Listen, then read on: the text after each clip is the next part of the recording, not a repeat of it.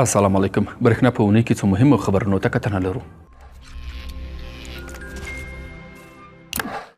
د برېښنا انرژۍ د پارچاویو او دوامداره حل په تړاو په یو خبري غونډه کې د رسنیو استازو او ملت سره اړین وضاحت شریک شو. د جوړه شوې غونډه کې د افغانستان برېښنا شرکت عمومي جوایي رئیس ښاغلي ډاکټر عبدالباري عمر وویل د برېښنا انرژۍ ته لوړه تقاضا، هیواد بندونو کې د اوبو کمښت، د لیږدموزو کم ظرفیت او د انرژۍ په سپما کې نه پاملرنه د برېښنا پارچاویو په اساسي لاملونو کې ځای لري. ښاغلي ډاکټر عبدالباري عمر وویل اوس مهال د 219 میلیونه ډالرو په ارزښت د 1200 میګاواټه نوې تولیدي پروژې د پلي کېدو په حال کې دي او همداراز یوازې د روان کال په دوام د شبکې اصلاح او سیستمونو عصري کولو لپاره 40 میلیارد افغانۍ مصرفیږي او د بیړنیو اقداماتو په توګه د ترخیل 105 میګاواټه حرارتي دستګاه فعاله شوي چې ورسره مل 80 میګاواټه برېښنا شبکه کې اضافه شوي.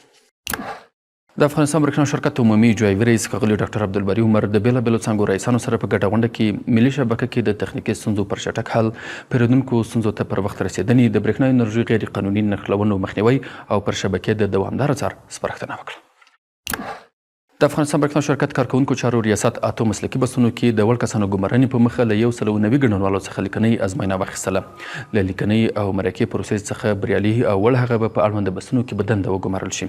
د افغانستان برېښنا شرکت د روڼتیا نه مخې د مسلکي کسانو ګمارنې له لارې هیواد کې د برېښنا انرژۍ خدمتونو لا غوړوي او وزګارتیا کچې راټیټولو کې د پام وړ ونډه اخلي.